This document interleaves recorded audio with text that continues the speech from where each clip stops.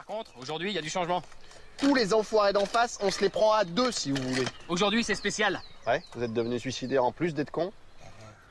Envoyé.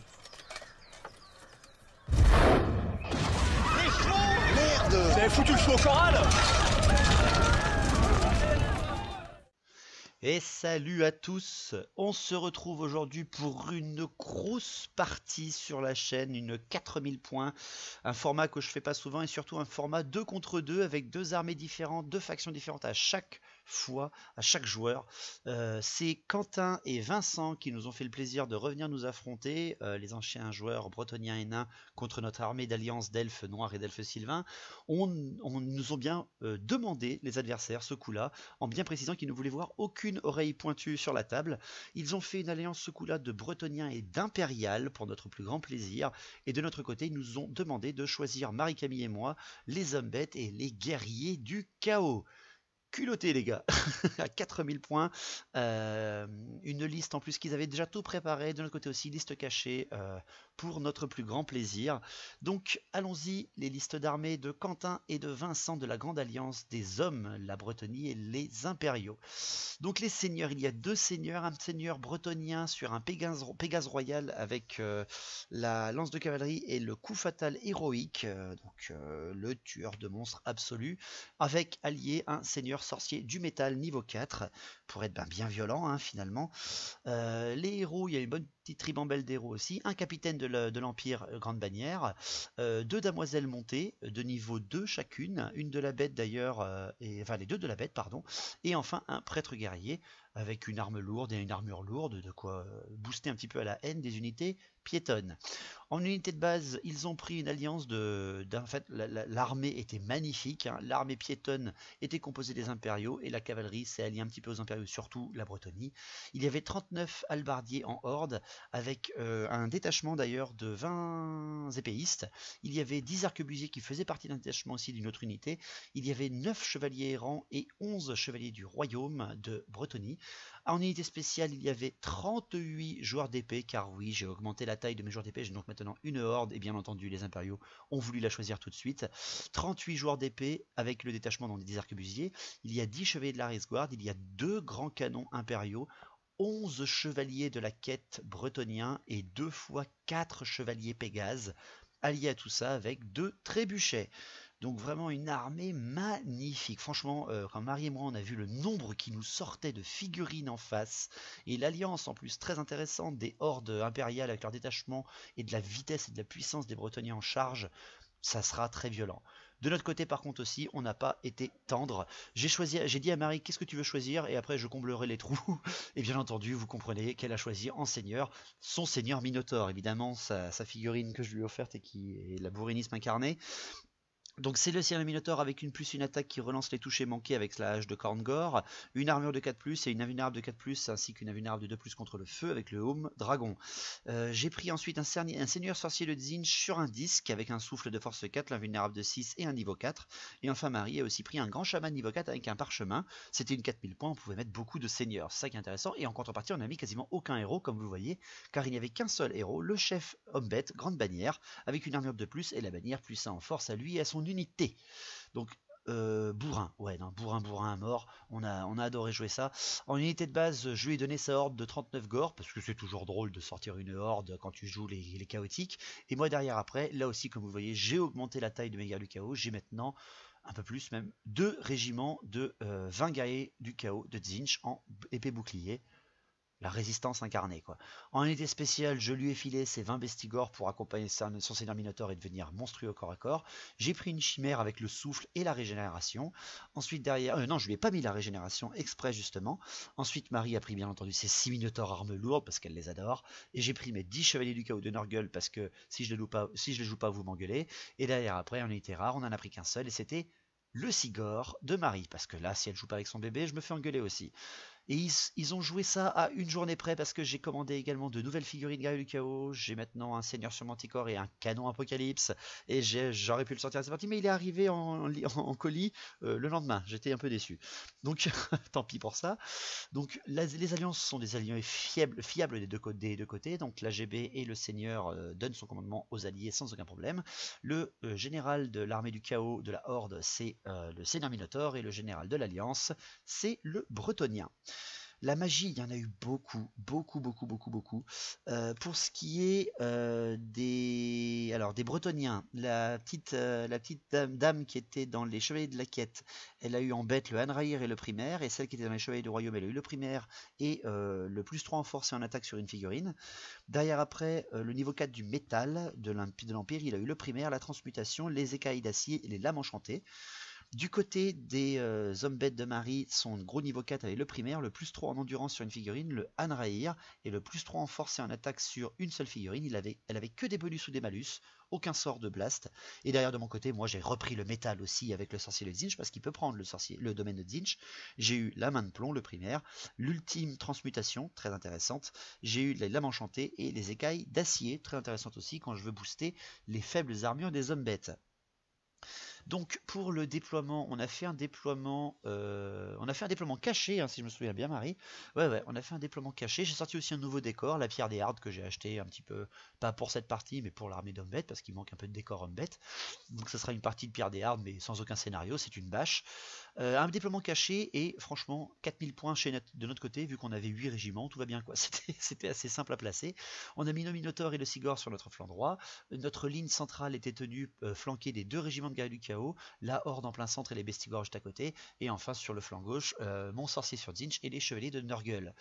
De l'autre côté en face, il y avait tellement de figurines chez les Bretons et les Impériaux qu'ils ont dû un petit peu choisir et ordonner hein, leur déploiement. Il y a eu des chevaliers errants sur le flanc gauche, la horde d'albardiers, un grand canon, un trébuchet, les épéistes, les joueurs d'épée, les pégases derrière, les arquebusiers à côté de leurs joueurs d'épée, le grand canon en plein centre, la race guard avec le seigneur bretonien derrière avec les chevaliers du royaume, un autre canon, les pégases encore une fois, et pour finir les chevaliers de la quête en gros bloc sur un flanc droit. Putain. Donc derrière après, eh bien, c'était fait pour le déploiement. On est donc passé ensuite à l'avant-garde. Bien entendu, les Bretons ont prié, c'est-à-dire que c'est les chaotiques qui jouent en premier. Les Pégases ont avancé, mais d'une façon très correcte et plausible. Ils ont posé les Pégases du flanc droit légèrement en avant pour dégager la vue du trébuchet. Et pour le reste, les Pégases se sont plutôt déplacés sur le flanc gauche parce qu'on avait fait presque un flanc refusé. On avait presque tout mis à droite de notre côté. Et le seigneur bretonien s'est avancé tout seul, en solo, devant tout le monde. Un petit peu pour nous provoquer, j'ai l'impression. Donc pour nous, on est lancé, et pour eux aussi, pour cette énorme bataille de 4000 points de l'Alliance contre la Horde Métal. C'était assez cool et assez sympa. On y va pour cette grosse bâche. Donc le tour 1 de la Horde, le tour 1 des Guerriers du Chaos et des Zombettes. Aucune charge bien entendu, on se déploie et on avance selon le déploiement et on essaie de canaliser un peu les très nombreux régiments de cavaliers lourds et on se dirige plutôt vers la ligne impériale qui est loin d'être faible, hein, elle est très résistante, il y a beaucoup de figurines. Mais avec ce qu'on a mis en face quand même, il y a de quoi les accueillir. Donc mon flanc gauche, je m'occupe du flanc gauche avec un régiment de guerriers du chaos et mes chevaliers de Nurgle qui n'avancent pas quasiment, qui se placent un petit peu pour provoquer les 4 régiments de cavalerie lourde qu'il y a de ce côté-là, tandis que Marie fait un grand entonnoir avec sa horde et ses bestigors, tandis que je forme mes guerriers du chaos et ma chimère pour accompagner les minotaures sur le flanc droit, et que mon petit sorcier tout seul là-bas avance en direction de la pierre des Hardes pour aller y faire une incantation à Tzeentch. À la magie, je fais un double 3, donc moyen. D'ailleurs, après, les Bretons font une canalisation avec une de leurs sorcières, et le calice de Malfleur qui est porté par une des dames lui empoisonne l'âme et lui fait perdre un PV dans celle qui est dans les quêteux, donc c'est parfait pour nous, hein. Donc derrière, franchement, on s'en sort plutôt bien, hein, on va dire. Je tente un Hanraïr, pardon, Marie tente un Hanraïr sur les chevaliers errants, il est laissé par Quentin, parce qu'il s'est dit qu'il y a encore beaucoup de sorts derrière qui peuvent faire mal. Et derrière après, moi je tente une main de plomb sur les Pégases qui sont en face de mon sorcier, les Pégases qui sont derrière les halbardiers, mais je loupe mon sort parce que je veux le lancer au max, et je n'y arrive pas, je le lance à 4D. Un peu présomptueux le match de Zinch là. Derrière après, Marie prend son Sigor pour faire une phase de tir. Le Sigor veut tirer sur le général bretonien. Ben oui, parce qu'il est en solo là. Quentin, t'as fait une connerie de le laisser tout seul alors qu'il y a une énorme catapulte force 9 en face. Et Marie nous fait un hit avec son Sigor, mais elle fait aussi un incident de tir. Et fait perdre un PV à son Sigor. Dommage, ça aurait été très beau de one-shotter le général de l'Alliance au premier tour. Donc on a fait ce qu'on pouvait, maintenant c'est à leur premier tour et ça va faire mal. Donc pour le premier tour de l'Alliance, il y a une charge retenue des errants parce qu'ils ont quand même un arrière sur la gueule, hein, ça peut être très méchant.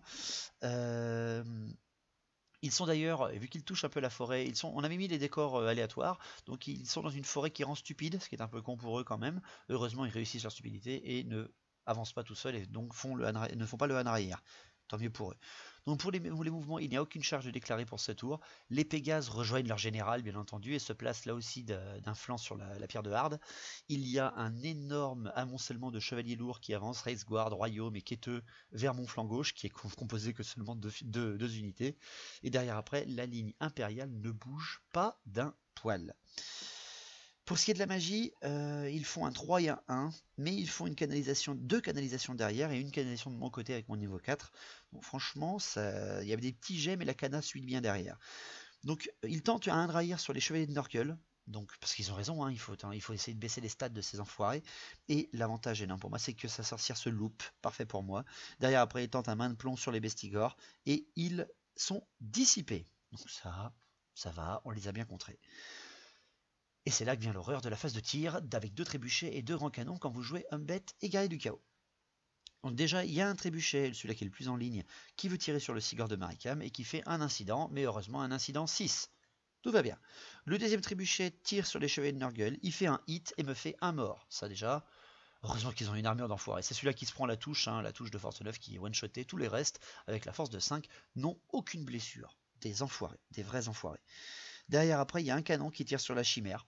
Un canon impérial, c'est le plus proche d'entre eux, qui veut tirer sur la chimère, qui lui fait un hit magnifique. Vincent gère très bien les canons maintenant, et fait un 1 pour blesser, malheureusement derrière. Et enfin, le deuxième canon tire lui aussi sur la chimère, me refait un second hit parfait pour la touche de la chimère, et refait un 1 pour blesser. Ah, c'était pas bien, c'était pas drôle. Alors autant Marie, elle a un truc de tir, elle le foire, mais alors autant eux, ils en ont 4 et ils n'en ont qu'un seul qui arrive à quelque chose. C'est dégueulasse, c'était dégueulasse. Donc, pour le tour 2 derrière, le tour 2 de la Horde, je tente une charge sur les chevaliers de la quête, parce que je préfère aller taper dedans que me faire charger, et c'est là l'horreur que je loupe ma charge. Oh mon dieu, quelle horreur. Donc je loupe ma charge. C'était la seule charge qu'on voulait tenter. Donc en mouvement, bien, j'envoie mes guerriers du chaos qui protègent le flanc des Nurgle pour aller se prendre la Raceguard et les chevaliers du royaume en pleine gueule. Je reste quand même à bonne distance pour provoquer et non pas venir me faire charger. S'il veut venir, il faut qu'il fasse un bon jet. Derrière après, le général avec les Bestigors, les guerriers du chaos avancent. Ils avancent bien entendu. Les Minotaures avancent juste un tout petit poil pour provoquer une nouvelle fois les chevaliers errants. Tandis qu'on a l'envolée, la dévolant. Mon sorcier sur disque et ma chimère se positionnent pour aller cracher dans la ligne impériale. Ma chimère ne pouvait pas aller assez loin malheureusement, donc je la place un petit peu en suicide. Tant qu'elle fera son souffle, tout va bien. À la magie, je fais un 5 et 3, enfin on fait un 5 et 3, il y a une canalisation bretonnienne grâce au calice. Donc derrière, le Hanraïr est tenté par Marie sur les chevaliers errants, il est laissé et elle le réussit encore une fois sans aucun problème. Et derrière après, je tente une main de plomb en normal ce coup-là sur les Pégases, je la réussis et Quentin loupe sa dissipation derrière et je retire 3 PV dans 4 Pégases, j'en tue donc 1. C'est pas mal avant le corps à corps, c'est toujours plutôt intéressant pour nous là. Pour ce qui est après du reste, je tente une ultime transmutation parce qu'il me reste assez de dés. Une ultime transmutation dans les épéistes pour essayer de les faire un petit peu popper ou d'en enlever au moins la moitié. Et je fais un double 1. Dommage, c'est dommage. Derrière après restent les tirs. Et là les tirs, ça change tout parce que vous avez quand même 2 souffles de force 4 qui arrivent dans des impériaux à endurance de 3. Je balance le souffle de ma chimère dans les halbardiers. Elle en touche 21 et elle en arrache 15. Ça c'est parfait. Pardon, elle en blesse 15 et elle en tue 12, excusez-moi. Derrière après, il y a le souffle de mon héros qui tire dans les joueurs d'épée et qui en arrache, je crois il en arrache 10. Il en tue 10 d'un coup. C'est le paradis sur terre. Et derrière après, le Sigor tente de tirer sur le canon. Il dévie sur les... Non, j'en tue 8 avec le sorcier. Et le Sigor tire sur le canon, mais dévie sur les joueurs d'épée et en tue 2. Et il n'y a, avec toutes ces pertes, hein, avec les mecs qui hurlent dans le feu de la mort, il n'y a aucune panique du côté des impériaux, qui montrent bien leur ténacité quand même quand ils forment une ligne de bataille, tous les uns contre les autres avec leurs généraux et tout ça, côte à côte. Donc une bonne phase de tir là, une très bonne phase de tir, on arrache quand même une vingtaine d'impériaux en 2 souffles seulement, c'est pas si mal, et un petit caillou qui dévie mais qui touche quand même, c'est vraiment pas si mal. Pour le tour 2 de l'Alliance, c'est parti pour les charges, parce que là ils ont vu que ça commençait à être mauvais. Les charges sont tentées. Et c'est là que Quentin nous montre un petit peu l'angoisse que tu peux avoir quand tu vois le nombre de charges que peuvent faire au tour 2 les Bretoniens. Déjà les chevaliers errants, fuck off le Henraïr, ils chargent les Minotaures, mais malheureusement ils en perdent 4 à cause du Henraïr parce qu'ils réussissent leur charge. C'est moche, c'est quand même moche. 4 qui meurent avant de frapper des Minotaures, c'est l'horreur absolue. Derrière après, il y a les Pégases qui chargent la chimère. Il n'y a aucun souci, ils y arrivent sans aucun problème sur ma gueule, ils réussissent leur test de terreur et ils vont nous comprendre qu'est-ce que c'est de la cavalerie contre un monstre. Derrière après, il y a les Pégases et la Reisguard impériale qui chargent sur les guerriers du chaos de Tzeentch qui sont sur le flanc gauche, qui essaient de tenir notre flanc gauche. Donc là je serre le cul. Et il y a aussi les royaumes et les chevaliers de la quête, les 2 énormes touches d'impact régiment d'impact des Bretoniens de Quentin qui chargent mes chevaliers de Nurgle. Et heureusement pour l'Alliance chaotique, la Reisguard et les chevaliers du royaume loupent la charge de soutien qu'ils faisaient. Il n'y a que 3 Pégases et leur général qui arrivent au contact des guerriers du chaos, et le régiment full de guerriers de la quête qui arrive au contact des chevaliers de Nurgle. Donc franchement, on s'en sort tellement bien, tellement bien. En mouvement, il n'y a aucun mouvement de fait, la ligne impériale ne bouge pas d'un poil. À la magie, double 5 et une canalisation bretonienne et aussi homme-bête. Donc c'est quand même pas si mal. Il y a tenté le Euros sur le général bretonien, le plus 3 en force et en attaque sur le général bretonien. J'utilise le parchemin de dissipation que j'avais. Enfin, je dis à Marie qu'elle avait le parchemin de dissipation, et c'est un parchemin d'ailleurs de dissipation crapaud qu'elle avait. Elle avait le PAM, et donc elle le tente, mais heureusement derrière, pas de transformation en crapaud. C'est moche pour une niveau 2. Là pareil, je l'ai eu moi pour la partie précédente avec les elfes sylvains. Donc je comprends la joie pour Quentin de ne pas voir sa sorcière transformée en crapaud. Derrière après, il y a le primaire de la bête qui est tenté sur les Pégases qui affrontent les guerriers du chaos. Il est passé, mais Maricam réussit sa dissipation. Et derrière encore un primaire qui est tenté sur les quêteux qui est loupé. Et ça franchement c'est moche, très très moche pour les Bretoniens. Et derrière après, l'impérial, le mage impérial tente les écailles pour donner plus 2 à l'armure aux Pégases qui affrontent la chimère. Il passe, mais derrière, Marie loupe sa dissipation de 1 seul point et les Pégases viennent à une endurance de cavalerie lourde, ce qui montre bien que ma chimère n'aura aucune chance. Pour les tirs, parce que oui, il y en a des tirs là, il y en a encore quelques-uns, il y en a même encore putain de beaucoup. Les tirs, c'est très simple, il y a donc un trébuchet qui tire sur les Bestigors. Et ouais, il tire sur les Bestigors. Je crois qu'il fait... il dévie de 8. Il fait quand même une petite touche. Non, pardon, il dévie de 8, mais il ne fait rien, excusez-moi. Tandis que le deuxième trébuchet, lui, fait un hit sur les Bestigors et arrache 7 Bestigors à Marikami avant le moindre corps à corps. Très moche. Derrière après, il y a un canon qui tire sur les guerriers du chaos de Tzeentch qui approche. Il me fait un hit parfait, mais derrière je fais une invulnérable 6+ au premier mec touché par le canon, ce qui me protège de tous les autres. Parfait, merci Tzeentch. C'est pour ça que je joue mes guerriers du chaos en Tzeentch. Pas Nurgle, parce que sinon c'est cheaté. Ça laisse quand même un peu de suspense. Et derrière après, il y a le second canon qui tire sur les guerriers du chaos et qui nous fait un incident 6. Même pour nous, c'était dépité de voir autant d'incidents ou de loupages ou de chances impossibles face à l'artillerie du bien, face à l'artillerie de l'ordre. Donc les corps à corps. Déjà, les chevaliers errants 5 pauvres chevaliers errants qui affrontent 6 énormes minotaures boostés à la testostérone et au Red Bull. Il y a un PV seulement qui est enlevé sur un minotaure, seulement un. Et derrière, il y a 3 errants qui se font arracher. Il s'enfuit bien entendu après ce combat terrible, il s'enfuit de 8 et les Minotaurs avec leurs règles de fureur ne poursuivent que de 2. Donc franchement c'est pas si mal pour les Bretons, ils s'en sortent bien et derrière après franchement Marie prouve bien la puissance de cette unité de 6 Minotaurs là. Mais le souci c'est qu'ils ont quasiment plus rien mis en face, on va tourner un petit peu autour, j'ai peur, avec cette unité. Derrière après, 4 Pégases qui affrontent une chimère, des Pégases qui sont en charge, ils me one-shot la chimère, parce que je pensais que la chimère frappait vite, mais elle a qu'une initiative de 2, pas de régène, je me fais péter la gueule, mais d'une façon rocambolesque, et les Pégases se reforment pour voir ce qui pourrait arriver sur leur tronche juste après. Derrière après, c'est les Chevaliers de la Quête qui affrontent les Chevaliers de Nurgle. L'horreur pour Quentin, c'est que je frappe avant lui. De toute façon, il a l'arme lourde, donc il frappera toujours en dernier. Mais c'est que les chevaliers de Nurgle sont violents. C'est des chevaliers, c'est des mecs du chaos, des guerriers du chaos. C'est-à-dire qu'ils ont beaucoup d'attaques, qui frappent fort, à force de 5, vu qu'ils sont les armes ensorcelées. Ça fait très très mal. Et je fais, je crois, très mal. J'enlève 5 quêteux. J'enlève 5 quêteux. Je fais pas le perfect, je fais 5 quêteux en moins. Direct avant le début du corps à corps et derrière après Quentin ne me fait que 2 morts dans les chevaliers de Nurgle. Il doit donc, on est à égalité pure hein, sur le combat parce qu'il a quand même beaucoup de rangs, il a chargé etc.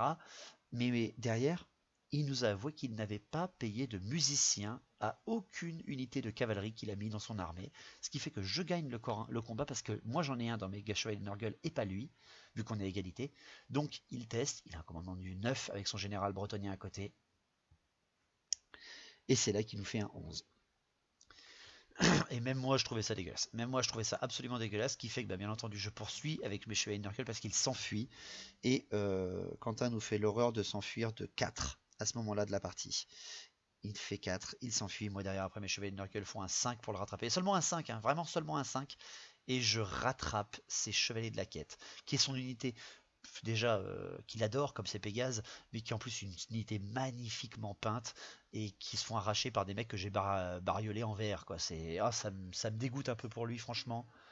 Quoi, ça te fait marrer, Marie, ma peinture? Oui, je sais, je peins moins bien que toi, et surtout moins bien que lui. Mais bref, voilà, je lui arrache ses quêteux alors que c'est eux qui chargeaient. Si les chevaliers du royaume avaient réussi leur charge avec, tout aurait été différent, je le maintiens. Derrière après, les Pégases avec leur seigneur qui affrontent les guerriers du chaos de Tzeentch qui sont quand même 20 épées boucliers. C'est des tanks. Hein. Les mecs ils peuvent prendre une charge de Pégase, il n'y a pas de souci. Une charge double Reiksguard Pégase, j'aurais pas été la même, c'est sûr. Je frappe aussi, alors pas avant le général. Le général me frappe avant, il m'en arrache 3, il fait presque imperfect. 3 guerriers du chaos qui sautent. Et derrière après, j'arrache tout un Pégase entier, mais j'ai encore plein de rangs, contrairement à lui. Ce qui fait qu'on est encore à égalité. Encore égalité, mais il a toujours pas de musicien dans ses Pégases, bordel de merde. Il fait un test de commandement à 9 et putain, Quentin nous fait un 10. Il fait un 10 au commandement. Il s'enfuit de 6. Je le poursuis et je le poursuis de 8 et je lui mange ses Pégases et son général. Et à partir de là, à ce moment-là de la partie, on a fait mais non, mais c'est pas possible. Et là, franchement, Quentin, il était dépité et moi j'étais tellement sur le cul. Mon flanc gauche a pris 4 charges dont 2 seulement qui ont réussi et a tenu. Le flanc droit de Marie, pas de souci avec les Minotaurs et ma chimère a été one-shotée, normal quand t'es chargé par des Bretons, mais alors là, c'est même pas le combat qui est moche ou quoi que ce soit, c'est le fait que ça soit sur des tests de commandement que ça a foiré, et franchement même nous là c'est moche, mais c'est pas tout à fait joué parce que derrière après, il y a beaucoup de rangs dans les royaumes, il y a la Reiksguard tenace, le flanc gauche et le flanc droit des Bretons va être très dur à passer pour l'un ou l'autre. D'accord. Mais là, c'est la victoire absolue morale des chevaliers de Nurgle et des guerriers du chaos de Tzeentch sur mon flanc gauche. C'est la fin du combat, donc c'est terrible. On a oublié de préciser que les tirs des arquebusiers, tout à l'heure à la phase de tir, ont tiré dans la horde. Ils sont 10 et ils ont arraché 4 gores, les mecs, à eux seuls. Hein. Donc voilà, petite victoire quand même morale pour, pour ceux-là, pour préciser à ce tour 2 qui est quand même très très moche pour l'Alliance. À notre tour 3, le tour 3 de la horde, parce que oui, c'est notre tour après. La charge, bien entendu, j'envoie mes guerriers du chaos de Tzeentch dans la Reiksguard et mes chevaliers de Nurgle dans les chevaliers du royaume. Bien entendu, là c'est nous qui avons repris l'avantage sur le flanc gauche, on en profite. Derrière après, aucune charge n'est tentée sur le centre et le flanc droit. Pourquoi? Il n'y a que les Minotaurs qui chargent en fait les errants qui s'enfuit et elle redirige sa charge sur les Pégases, mais elle loupe sa charge en fait. Elle loupe son test de commandement, donc elle loupe sa charge des errants et elle envoie un peu ses minotaures dans la pampa, ce qui fait qu'en fait on décide de réavancer la ligne d'infanterie avec les guerriers du chaos, les bestigors et les gors, vraiment en belle ligne pour avoir chacun notre ennemi absolu au prochain tour en face à face, c'est-à-dire les joueurs d'épée, les épéistes et la horde d'albardiers. Pour ce qui est de la magie, on fait un 6 et 1 et je fais une canalisation. Donc derrière après je tente une écaille. Je tente une écaille d'acier sur les bestigors pour un petit peu leur donner plus d'armure parce qu'ils ont quand même pris un gros hit de trébuchet dans la gueule. Je réussis le sort et derrière après la dissipation est loupée par Quentin. Par Vincent, pardon, c'est Vincent qui dissipait à niveau 4. Et derrière ça passe quand même des bestigors à armure de 3+. Là ça devient vraiment différent. Derrière après, Marie tente le Hanreir sur la Race Guard, elle est dissipée. Ensuite, elle tente le puissant en force et en endurance sur les bestigors, elle le passe, monstrueux les bestigors. Et enfin, elle tente un +3 en endurance sur son général, mais elle le loupe seulement de 1. Donc franchement, 2 sorts qui passent sur 4, ça va, c'est tolérable, c'est tolérable. Pour le tir, le Sigor tente à nouveau de one-shotter un des canons, il vise le canon qui est dans la ruine. Et Marie nous refait un incident, elle repère encore un PV sur son Sigor. Alors pour l'instant, le Sigor de Marie, nul. Je sais pas qu'est-ce qui lui est arrivé là cette partie pour l'instant, mais là c'est vraiment pas bon du tout. Donc derrière après au tir c'est fait parce qu'il n'y a que lui, on n'a plus de souffle, faut pas pousser non plus. Donc les corps à corps arrivent au prochain tour et arrivent maintenant. Les guerriers du chaos contre la Race Guard, j'arrache un Race Guard et derrière après il y a 3 guerriers du chaos qui sautent quand même, ça reste des Race Guard à force 4, mais bon j'ai chargé, j'ai les rangs. La Race Guard est tenace, elle ne bouge pas, elle tente son test de commandement, elle ne bouge pas. Et derrière après les chevaliers du royaume qui sont quand même une bonne tripotée. Sont attaqués par les chevaliers de Nurgle. J'en arrache 2 chevaliers du royaume qui sautent, mais derrière après, les royaumes ne font rien sur les Nurgle par le -1 pour toucher et la grosse armure terrible, avec une force de 3, c'est presque du vol. Et les royaumes restent là parce qu'ils sont indomptables. Et heureusement, là au moins la ligne de cavalerie a pris la charge, mais ça va être au premier test de commandement loupé sur ce flanc, l'un ou l'autre des deux côtés. On verra comment ça va se passer. Donc pour le tour 3 de l'Alliance, les mouvements, il n'y a pas de charge. Il n'y a pas de charge. En fait, ils font ce qu'ils peuvent pour faire des tirs et de la magie, diminuer le nombre en face pour pouvoir rétablir un petit peu l'équilibre, parce qu'on a quand même fait 2 souffles de force 4 dans leur rang d'infanterie avant d'arriver. Donc, ils font un ralliement des chevaliers errants qui réussit, déjà, ça c'est parfait, et que les Pégases également font un survol pour passer derrière l'énorme ligne d'infanterie des chaotiques. À la magie, ils font un 5 et un 4 et ils font une canalisation, mais moi aussi j'en fais une avec mon sorcier de niveau 4. Donc ils tentent une poécailleuse sur les halbardiers, ils la réussissent et nous on la laisse passer finalement. Ils tentent ensuite les lames enchantées sur les joueurs d'épée, ils la réussissent, mais derrière Marie Camille nous fait une dissipation automatique à double 6. Donc parfait.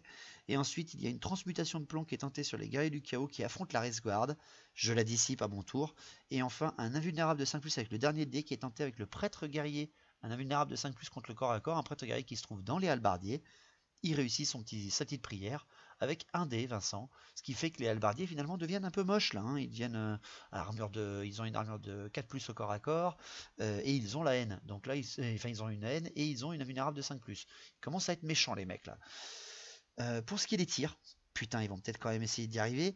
Il y a un trébuchet qui tire en direction des gors. Il évite de 4, il en touche quand même pas mal, il en tue 3.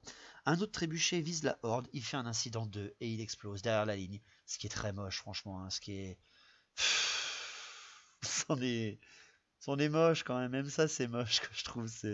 C'est dommage, c'est vraiment dommage. Il y a un canon qui tente de tirer sur les guerriers du chaos. Le boulet se plante à 2 pas devant l'unité. Et il y a le second canon qui se retourne et décide de tirer sur le sorcier majeur du chaos. Il me fait un hit, il me fait -1 des 6 PV, je loupe mon invulnérable de 6 et il me fait -2 PV.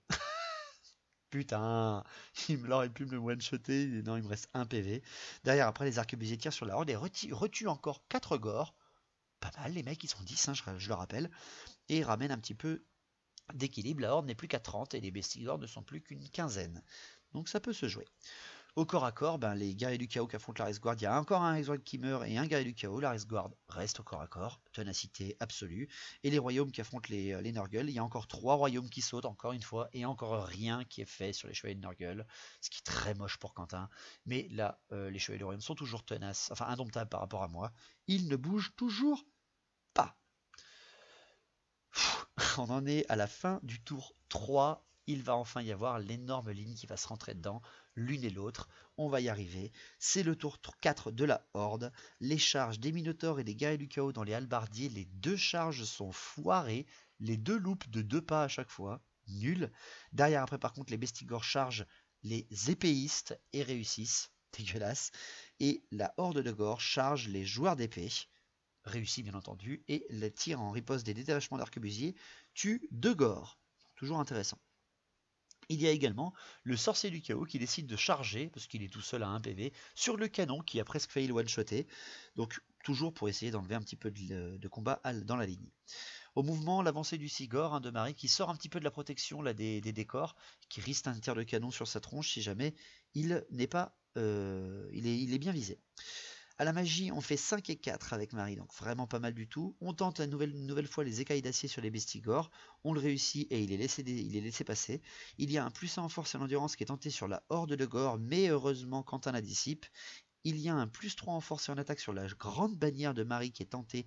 Il réussit et encore une fois Quentin nous fait une dissipation automatique.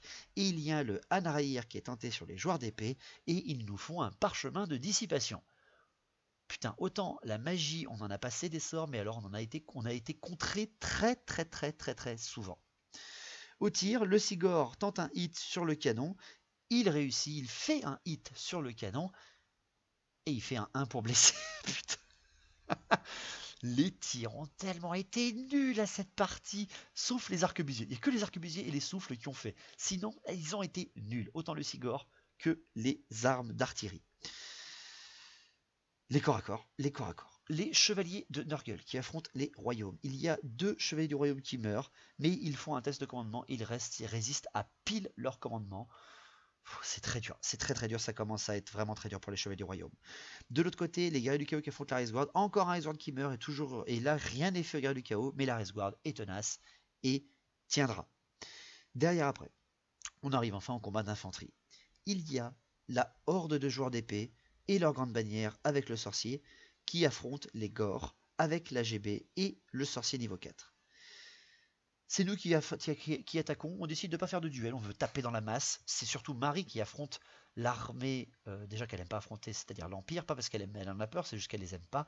Et en plus elle affronte l'unité qu'elle abhorre, qu'elle n'a aucun respect, c'est les joueurs d'épée. Elle affronte une horde contre une horde. Le seul souci, c'est qu'il y en a une qui frappe en dernier et une autre qui frappe 2 fois avec +1 en force. C'est pas très kiff-kiff. Au début, je pensais que c'était kiff-kiff parce qu'ils avaient mis des héros dedans, mais ils ont quasiment passé aucun sort sur ces joueurs d'épée. Donc, franchement, là, il y a quand même un petit avantage pour les Gore. Les Gore frappent tout avant. Ils frappent d'une violence parce qu'elle réussit, bien entendu, sa frère primitive, vu qu'ils affrontent des humains, c'est automatiquement réussi. Elle fait 17 joueurs d'épée qui meurent. 17, elle en arrache 17 et derrière après c'est l'horreur absolue parce que Vincent loupe plein de jets, de touches et ne tue que 3 Gore. 3 Gore pour 17 joueurs d'épée. Pas du tout stat, hein, on est bien d'accord. Et c'est ça qui est un petit peu moche. Heureusement par contre les joueurs d'épée derrière prouvent bien leur résistance morale et restent au combat pour tenir la ligne, même s'ils meurent par dizaines. Les Bestigors qui affrontent avec leur général les épéistes, c'est moche, il y a quand même 9 épéistes qui sont arrachés et rien qui est fait aux Bestigors. Mais derrière, c'est un... ils sont à côté des joueurs d'épée, mais surtout ils sont à côté de la grande bannière, et ils restent avec un très beau jet de commandement, sans aucun problème. Pour ce qui est ensuite du sorcier qui affronte le canon, le sorcier qui affronte le canon, il arrache 2 servants, le servant derrière après tente de lui mettre l'énorme épousteur du fût du canon dans le cul, mais il n'y arrive pas, et il nous fait un test de commandement à 4 je crois, ou 5, et il réussit son test de commandement s'il vous plaît, et il reste au combat face à ce mec là, c'est un artilleur nain en fait, le mec il est tenace quoi, il en a rien à foutre. Donc sympa pour cette ligne de charge, mais là malheureusement... ça va être très moche, ça va être vraiment très moche. Donc pour le tour 4 de l'Alliance, c'est là où ils peuvent changer la bataille. Parce qu'on n'avait pas vu quelque chose avec Marie. On n'a pas, vu qu'on a loupé la charge des halbardiers, ils ont le flanc libre pour nous massacrer la ligne du centre. Ils ont des Pégases à l'arrière, ils ont une horde d'halbardiers qui est presque full, prête à nous foncer dessus. Et surtout là-dedans, on a notre général, on a notre grande bannière, on a un niveau 4. Tout ça là peut changer radicalement à ce moment. Ils chargent dans le dos avec les Pégases sur les Bestigors, ils y arrivent, et la horde charge de flanc les Bestigors avec leur général, et les deux charges réussissent bien entendu sans aucun problème. Pour ce qui est des mouvements, les chevaliers errants, il y en a un qui loupe son test de terrain dangereux et qui meurt, mais il en reste un qui vient en fait tout simplement reformer les Minotaures pour les enlever du centre du corps à corps et nous les faire tourner en bourrique, ce qui est vraiment très très intéressant. Et derrière après il reforme ses arquebusiers pour qu'il voit la ligne de corps à corps qui est en train de se former pour pouvoir peut-être tirer sur les survivants. À la magie, il faut qu'il tente un gros sort de magie, et malheureusement il faut qu'un 3 et 1. Il tente un écaille d'acier au maximum, donc c'est-à-dire tous autour d'eux, mais il est loupé très malheureusement par Vincent. Et les tirs, un canon tente de tirer sur le Sigor, mais le boulet se plante juste devant, ce qui est vraiment très très très très moche. Et un trébuchet tente de taper le Sigor, mais il dévie de 2 seulement, il le touche mais ne le blesse pas. C'est très très moche. Ils auraient eu la magie et tout, ça aurait été magique, mais quand même, ils nous chargent, ils attaquent de flanc, etc. Là, la partie va être moche à ce moment-là pour nous. Le corps à corps, les chevaliers du royaume qui affrontent les Nurgle, il y a un chevalier de royaume qui meurt, il n'y a toujours rien qui est fait sur les Nurgle, donc là les royaumes craquent, ils s'enfuient et je les rattrape avec mes chevaliers de Nurgle. Les guerriers du chaos contre la Race Guard, il y a 2 Race Guard qui meurent, et la Race Guard ne fait rien sur les guerriers du chaos ce coup-là, et elle s'enfuit, elle craque à ce moment-là aussi, et je la rattrape avec des guerriers du chaos. Le flanc gauche a été merdique pour l'Alliance, c'est vraiment dommage. 4 régiments de cavalerie lourde contre un régiment d'infanterie lourde et un régiment de cavalerie lourde, et j'ai tué les 4 régiments de cavalerie lourde en face sur des loupages de charge et des loupages de commandement. Faut pas le louper, hein. Faut pas le manquer, ça, sinon j'avais aucune chance. Derrière après les joueurs d'épée qui affrontent les Gors et la horde, il y a un duel qui est demandé par le seigneur sorcier. Alors nous on fait bah écoute, si tu veux. Marie elle fait ok d'accord, bah j'envoie mon sorcier niveau 4 contre ton sorcier niveau 4, on va voir lequel est le plus fort entre l'homme et l'homme bête. Et c'est là que Vincent nous fait la sale surprise de nous faire le miroir qui inverse toutes les caractéristiques de votre ennemi par les vôtres, ce qui fait qu'en fait Marie obtient le désavantage par rapport à un sorcier humain, parce qu'elle avait quand même plus d'attaque et plus d'endurance, mais il y a un énorme combat de veau qui se fait entre les deux. L'impérial ne touche pas et l'homme bête ne touche pas non plus. Donc rien ne se passe à ce côté-là. Et derrière après, la horde contre les joueurs d'épée, il y a 8 joueurs d'épée qui meurent et rien n'est fait sur la horde derrière. C'est moche, hein, c'est très très moche. La horde de Gore ne reçoit rien en dégâts derrière. Donc ça reste là parce que ils décident de s'enfuir par contre, parce que tous les joueurs d'épée sont morts et les 2 héros, le sorcier et l'AGB, loupent leur test et s'enfuient. La ligne d'infanterie humaine craque en fait. Elle s'enfuit, elle est malheureusement trop loin parce que Marie loupe sa charge irrésistible en fait dans leur dos. Enfin pardon, la poursuite de ces Gors, et ne rattrape pas les impériaux en fait d'une façon assez moche, ce qui fait qu'elle se place pile poil de flanc pour se prendre la charge de la horde dans notre dos, etc. Ça va être très très très très moche pour nous. Et c'est ce moment-là qui est choisi pour faire l'énorme corps à corps horde de halbardiers, Pégase, épéistes contre Seigneur Minotaur et Bestigor. C'est très très très violent. Alors, le général déjà, il frappe avant. Les Bestigor et tout ça, c'est tellement moche en fait que le général homme bête et ses Bestigor qui frapperont après tout le monde, les Pégases attaquent. Les Pégases attaquent, et je précise bien que les Pégases ne font aucune touche. Quentin loupe toutes ses touches. Toutes ses touches. Derrière après, la horde d'halbardiers frappe dans les Bestigor. Ils ont une trentaine d'attaques, je crois, de mémoire, ou un peu moins, 25 attaques, je crois.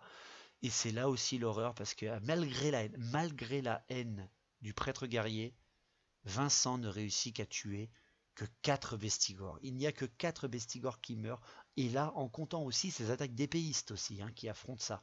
Que 4 Bestigor d'enlever avec des Pégases dans le dos, des halbardiers sur le côté et des épéistes dans le front. Et derrière après, c'est le massacre des hommes bêtes. Les épéistes meurent tous face au Seigneur Minotaur et à quelques Bestigor de plus. Et les Bestigor qui se retournent pour tous frapper les Pégases arrachent 2 Pégases à eux seuls avant que quoi que ce soit ne soit tenté. Ce qui fait qu'en fait, malgré la charge de flanc, etc., on arrache, je crois, 6 épéistes. Les Bestigors les Bestigors arrachent 4 halbardiers et il y a 4 PV qui sautent dans les Pégases. Ce sont les forces de l'Alliance qui perdent. Ce sont les forces de l'Alliance qui perdent. Tout le monde teste. Les joueurs d'épée sont morts. Il n'y a plus de ténacité ou quoi que ce soit. Les épéistes, les halbardiers et les Pégases s'enfuient. Marie-Camille décide de poursuivre les Pégases et les Pégases ne s'enfuient que de 4. Et Marie les poursuit à 1 des 6 parce qu'elle a un Seigneur Minotaure dans ses Bestigors et les poursuit à 6. Elle recule en fait, elle bouffe les Pégases à ce moment-là de la partie. L'horreur absolue, vraiment l'horreur absolue pour l'Alliance. Les halbardiers se placent en direction, ils s'enfuient et ils sont de flanc des guerriers du chaos. C'est l'horreur, l'horreur, l'horreur, l'horreur. Seule chose, c'est que la seule chose qu'on retiendra, c'est que le canonnier n'est pas tué par le seigneur sorcier du chaos, mais s'enfuira aussi et sera rattrapé. Et à partir de là, Quentin et Vincent décident d'arrêter la partie là. C'est désolé. Même nous, on est désolé de la partie. Franchement, elle a été qu'à un seul sens, mais pas par la stratégie ou quoi que ce soit, simplement par la malchance de Quentin et de Vincent. Il est impossible qu'on s'en sorte aussi bien sur un flanc, même sur notre armée, avec Marie-Camille, si les G de dés avaient été égaux. Et en plus, je peux vous assurer qu'il n'y a pas que eux qui ont eu de la malchance. Tous les tirs du Sigor loupés, la magie de quasiment tout le temps dissipée ou loupée, une partie à 4000 points, mais de veau, des commandements loupés au pire moment et les charges loupées, bien entendu, autour d'eux qui ont été fatales. C'était moche, même pour Quentin et Vincent, ça m'a fait chier parce que c'est des excellents joueurs, ils sont très très drôles à affronter. Une armée impériale et bretonienne magnifique. Mais derrière, après, je trouve aussi que notre armée chaotique était classe, hein. Des unités blindées et des unités très offensives. On a été content quand même de cette partie malgré la défaite de nos adversaires. Je les remercie encore une fois, je remercie Marie aussi qui m'a certainement porté chance dans cette partie, faut pas que je rêve là-dessus. Donc mon unité du match, ça restera quand même mon flanc gauche, mes guerriers du chaos de Zinch et mes chevaliers de Nurgle. Derrière après pour Marie, son Seigneur Minotaur, encore une fois qui a résisté avec ses Vestigors à tout ce qu'on a pu lui envoyer dessus, franchement magnifique. La horde de joueurs d'épée des Impériaux malheureusement n'a pas eu ce qu'on attendait d'elle. On aurait pensé plus de résistance, mais en même temps quand elle s'est pris des mecs qui frappent avant elle, c'est différent. Mais les Impériaux ont vraiment foiré un petit peu tout là, ce coup-là. Les Bretoniens, malheureusement aussi, ils ont subi au moment où il fallait pas subir. Ils ont loupé les moments où ils auraient pu charger. Ils ont surtout loupé le commandement. Donc, je sais, ne vous balancez pas tout dans les commentaires en disant ouais, une partie à sens unique, tatati, tata. Merde, quoi, on n'y peut rien. C'est le commandement, c'est le jeu. Voilà. Donc, je remercie encore Quentin et Vincent. Je remercie Marie-Camille aussi. Je vous remercie tous aussi. 4000 points qui s'est joué en 40 minutes, regardez-moi ça. C'était cool. On se retrouve la semaine prochaine pour une nouvelle bataille. Et surtout n'oubliez pas, longue vie à battle, au vrai battle. Allez, à la prochaine.